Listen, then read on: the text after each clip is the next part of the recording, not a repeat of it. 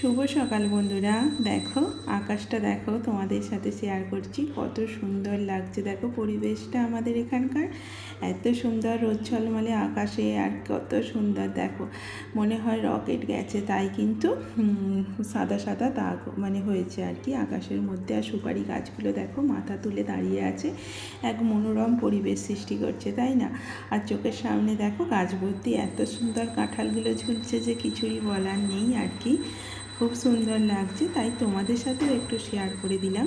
আর এদিকে দেখো গোলাপ গাছে কত সুন্দরভাবে গোলাপ ফুলগুলো ফুটেছে। দেখো কি সুন্দর লাগছিল, একসাথে এতগুলো গোলাপ ফুটেছে না, কত সুন্দর আমাদের এই পরিবেশটা লাগছিল, তাই কিন্তু তোমাদের সাথে শেয়ার করলাম। আর নিজের হাতের বসানো এই গোলাপগুলো, গাছটা বসিয়ে পরিচর্যা করে, আর অত্যাচারের তো কোনো শেষ নেই, কতগুলো হনুমান এসে কত অত্যাচারই না এই গাছটার উপর করেছে। আর এদিকে দেখো পুঁই গাছের ডগাগুলো দেখো, এত সুন্দর ডগাগুলো ফুটেছে যে কিছু বলারই নেই। এটা পুরনো গাছ থেকে এত সুন্দর পুঁই গাছ হয়েছে আর কি। আর দেখো বাইরে কিন্তু রাস্তা দিয়ে গাড়ি চলাচল করতে শুরুও করে দিয়েছে। এদিকে দেখো পুকুর ভর্তি মাছ, আমাদের এখানটায় কি নেই বলো তো, সব কিছুই পাবে, তাই না? সুন্দর, এত সুন্দর পরিবেশ গ্রামের, এত ভালো লাগে। শুভ সকাল বন্ধুরা, তোমরা সবাই কেমন আছো? আশা করি তোমরা সবাই ভালো আছো, আমিও ভালো আছি। নতুন একটা ভিডিওর সাথে আবার তোমাদের সাথে চলে এলাম আরএন ব্লগে। তোমাদের জানাচ্ছি স্বাগতম। দেখো এখানে বসে বসে বাইরের পরিবেশটা দেখতে তো খুবই ভালো লাগে। এদিকে রান্নাবান্নাও করতে দিয়ে দিয়েছে, আর এদিকে দেখো সুন্দরভাবে বাইরের পরিবেশটা দেখছি, কত সুন্দর লাগছে। দেখো গাছের আমগুলো তো খুবই সুন্দর লাগছে, তাই না? সকালবেলা খুবই ব্যস্ততার মধ্যে থাকি, তাই কিন্তু কি বলবো, সকালবেলা উঠেই তো রান্নাবান্না শুরু করে দিতে হয়।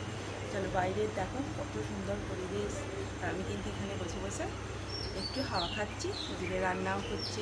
চলো দেখতে থাকো কন্টিনিউ ভিডিওটা, আশা করি তোমাদের সবাইকার ভালো লাগবে। চলো আবার পরে আসছি তোমাদের সাথে কথা বলছি। দেখো একেবারে কিন্তু রান্না করতে চলে এসেছি। সকাল সকাল রান্নার কাজটা যেহেতু আগে থাকে, রান্নার কাজটা সেরে নিলে কিন্তু অনেকটা খালি খালি লাগে, মনে হয় যেন ব্যাস এই তো সারাদিনে আর কি বা করার আছে, রান্না বান্না করে নিয়েছি, এবারে সব কিছু কাজ একটু একটু করে গুছিয়ে নেব, পুরো একদম সারাদিন রিল্যাক্স এরকম লাগে। আর চলো রান্নাবান্নাটা যেহেতু সকাল সকাল করা একটা অভ্যেসে পরিণত হয়ে গেছে, তাই কিন্তু আর অতটা সমস্যা হয় না। মনে হয় যেন সকালে রান্নাবান্নাটা করে নিলে আর সারাদিনে সেরকম কাজ কিছুই থাকে না, তাই না? চলো আলুর বস্তা কিনেছিলাম, এক এক করে আলু তো পচতে শুরু করে দিয়েছে। পচতে বলতে অল্প স্বল্প হয়তো পচছে, আর আমি কিন্তু সেটাকে নিয়েই বড়া করে খেয়ে নিচ্ছি আর কি। চলো বিছানাটা পরিষ্কার করে পেতে দিলাম, আর এদিকে ঘরটাও মুছে নেব। আগে প্রথমে ঝাঁট দিয়ে নেব, পরিষ্কার করে নেব, তারপর এক এক করে টুকটুক করে কাজ করব। আর মানুষের জীবনের সমস্যার তো কোনো কি বলবো শেষই নেই। আর আমাদের জীবনে যেন সমস্যা এক এক করে লেগেই আছে, একের পর এক, একের পর এক। কোন সমস্যাটার শেষ করবে আর কোন সমস্যাটাই সমাধান করব বুঝতে পারছি না। চলো সবই বলবো তোমাদেরকে, দেখতে থাকো ভিডিওটা। আর এদিকে দেখো পুরো সব জায়গাটা ঝাঁট দিয়ে নিচ্ছি, কলতলা যেটুকু ঝাঁট দিয়ে বের করেছি সেটাও কিন্তু সরিয়ে নিলাম। আর চলো বাসনগুলো আগে মেজে নিই। দেখতেই পাচ্ছ বাইরে কত পরিমাণে হাওয়া দিচ্ছে, দেখতেই পাচ্ছ একটা ঠাকুরের আর কি রুমাল রেখেছিল, শুকুর দিয়েছে, দেখো কত পরিমাণে দুলছে, দেখতে পাচ্ছ। আর চলো বাসনগুলো এক এক করে মেজে নিই। বললামই তো সকালবেলা রান্নাবান্না করার পরে বাসন কোসন মেজে নিয়ে ঘরদোর পরিষ্কার করে নিলে নয় আর কোনো রকমের কোনো চাপ থাকে না। আর দেখো বাসন মাজতে গিয়ে আমার মেয়ের কাপটা কিন্তু ভেঙে ফেলেছি। আমি ভেঙে ফেলেছি বলতে কি বলো তো, ফেটে গেছে হাত থেকে পড়ে। আর কাপগুলো কি বলো তো, আগে ধুয়ে রাখলেই ভালো হয়, কিন্তু সেটা তো আর হয় না, বাসনের সাথেই নিয়ে যাই, আর ধুতে গিয়ে আমি একটু ফাটিয়ে ফেললাম। আর বা দেখো রান্নাঘরের পরিবেশটা এখন যেমন দেখছো পরবর্তীকালে হয়তো লুকটা চেঞ্জ অনেক রকমই হতে পারে। তোমরা একটু কমেন্টে বলো তো আমি কীরকম কী করব, তাহলে আমি একটুখানি বুঝতে পারবো আর কি, যেহেতু রান্নাঘরের লুকটাই পরিবর্তন করতে চলেছি। তোমরা একটু কমেন্টে জানিও তো কিরম কী করলে ভালো লাগবে। আর দেখো এক এক করে কিন্তু ইন্ডাকশানটাও মুছে নিচ্ছি ভালো করে। দেখতেই পাচ্ছ এটা কিন্তু অনেকটা পুরনো হয়ে গেছে রান্নাঘরটা, কী বলো তো বাড়ি করেছিলাম করেছিল যখন, তখনকারই তো সেরকমভাবে আর কি ইউজ করতে করতে অনেকটাই পুরনো হয়ে গেছে। চলো টেবিলটাও মুছে নিয়ে এবার কিন্তু ঠাকুরতলাটাও ধুতে চলে এসেছি। আজকে কিন্তু অনেক হাওয়া দিচ্ছিল, পুরো একদম মানে কি বলবো, আজকে অনেকই হাওয়া। আর দেখো গাছের গোলাপগুলোকে একটু আদর করে নিলাম। আর এদিকে দেখো যা যা নোংরা ছিল আর কি কলপারে, সেটাকেই ভালো করে মানে ওটা দিয়ে ফেলে দিচ্ছিলাম। আর জামা কাপড়গুলো নিয়ে চলে এলাম। আজকে অল্প জামা কাপড়, আর ওয়াশিং মেশিন চালাবো না, তাই দিয়ে বেশি তো ছিল না, অল্প স্বল্পই ছিল, তাই কিন্তু অল্প স্বল্প জামা কাপড় ছিল, তাই কিন্তু এই হাতেই কেচে নেব। কেচে নিয়ে একেবারে শুকোতে দিয়ে দেবো। বেশি যেহেতু নেই তাই কোনো চাপ নেই। আমার মেশিনটা শুধু শুধু চালাবোই বা কেন, হাওয়া তো মানে কত পরিমাণ দিচ্ছে দেখতেই পারছো। আর দেখো এখানে দিলে কিন্তু অনায়াসে শুকিয়ে যাবে। আর চলো এইদিকে দেখো আমগুলোও কিন্তু হাওয়ার সাথে সাথে কত সুন্দর দুলছে। আর যাব কিন্তু কাজ দিয়ে আসার জন্য। আর এই কথাটা শুনতে শুনতে তোমাদের অনেকটাই বিরক্ত হয়তো লাগে। দেখো সাইকেলটাও বের করে নিয়ে ভালো করে কিন্তু মুছে নেব। আর এদিকে দেখো গ্যাসটা কিন্তু বেসিংয়ের সামনে থাকে, আমাদের একটু অসুবিধাই হয়। তাই ভাবলাম যে মানে কপাটের গায়ে যদি এইদিকে রেখে দিই, আর জায়গাটাও যেহেতু ওখানটা ফাঁকা আছে, কোনো মানে অসুবিধা হবে না, কেউ দেখতেও পাবে না। তাই কিন্তু গড়িয়ে গড়িয়ে আমি গ্যাসটা নিয়ে গিয়ে ওখানে রেখে দিলাম। আর বেসিনের গায়ে থাকলে কী বলো তো, একটু মানে মুখ ধুতে আর ধুতে, যেহেতু গাড়িটা থাকে ওখানে, আর ছোটোখাটো জায়গার ভিতরে সব কিছু করা। তোমরা ক্যামেরায় যতটুকু দেখতে পাচ্ছ হয়তো বড়, কিন্তু ততটা বড়ও নয়, কিন্তু একটু ছোটোখাটোর মধ্যেই মানে ঘরদোরটা করা, তাই কিন্তু একটু অসুবিধা হয়। তার মধ্যে দুটো গাড়ি রয়েছে, মানে কি বলো তো, দুটো গাড়ি, 3টে সাইকেল রয়েছে, মানে কী বলবো আর কি, ওর মধ্যেই কাজ নিয়ে চলে এসেছি। করবো এক এক করে। এবার আগে পুজো করে নিই, তারপরে খাওয়া দাওয়া, তারপরে সব কিছু। চলো দেখতে থাকো ভিডিও। চলো একেবারে পুজোটা করে নিই। কাজ তো দিয়ে চলে এলাম, দেখতেই পেলে। সঙ্গে করে মুড়ি নিয়ে এসেছি, এবার কিন্তু পুজোটাও করে নেব।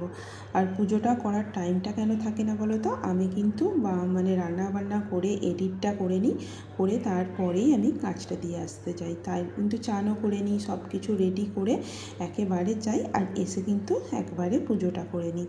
চলো দেখো ঠাকুরকে বাতাসা দিয়ে দেওয়ার পরে আমি কিন্তু আমার শাশুড়ি মাকে বলছিলাম ফুলটা কোথায় আছে।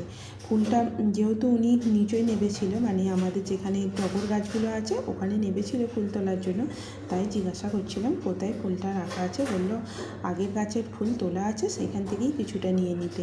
তাই কিন্তু আমি নিয়ে, আর আমার গাছের জবা ফুল ফুটেছিল সেটাই কিন্তু নিয়ে নিলাম। নিয়ে একেবারে চলো পুজোটা সেরে নেব। পুজোটা সেরে নেওয়ার পরে দেখো, পুজোটা না করে নিলে কি বলো তো, মনটাও ভালো লাগে না। মনে হয় খাবো দাবো, পুজো করবো না, ঠাকুরকে খেতে দেবো না, আমি আগে খেয়ে নেব, ওটাই। চলো একেবারে কিন্তু পুজো করে নিয়ে এসে মেয়ের আমার দুজনকার ভাত একেবারে বেড়ে নিচ্ছি। দেখতেই পাচ্ছ আজকে কিন্তু করেছিলাম তরকারি, মাছের ঝাল আর ডাল, এটুকুই। বেশি কিছু করিনি আজকে। আর করেছিলাম আলুর বড়া করেছিলাম।